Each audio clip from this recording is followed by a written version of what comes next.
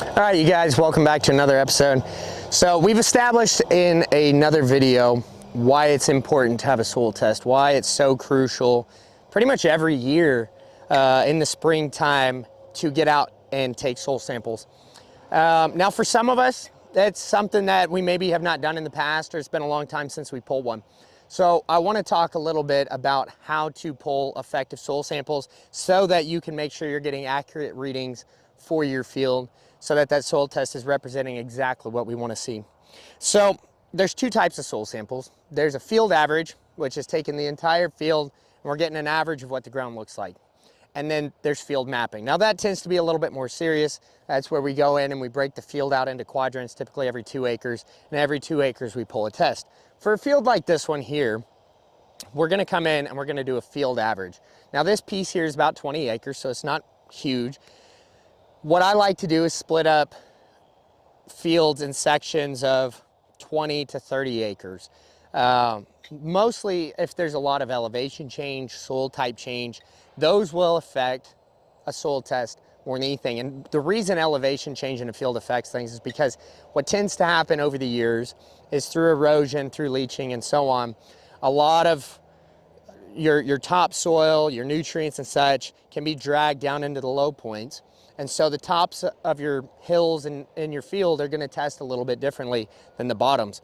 And so we want to typically try to separate out as much as we can or get a good average of both so that we're coming in accurately.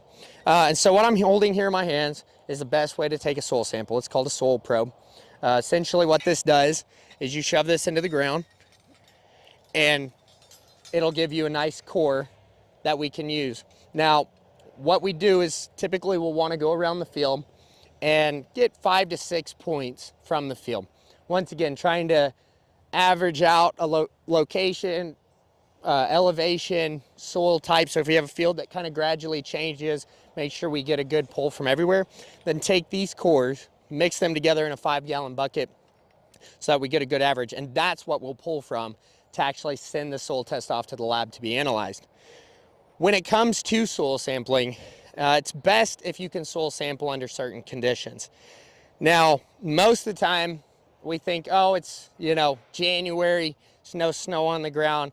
Now's a fantastic time to get out and pull my soil sample so I'm ready to go for spring.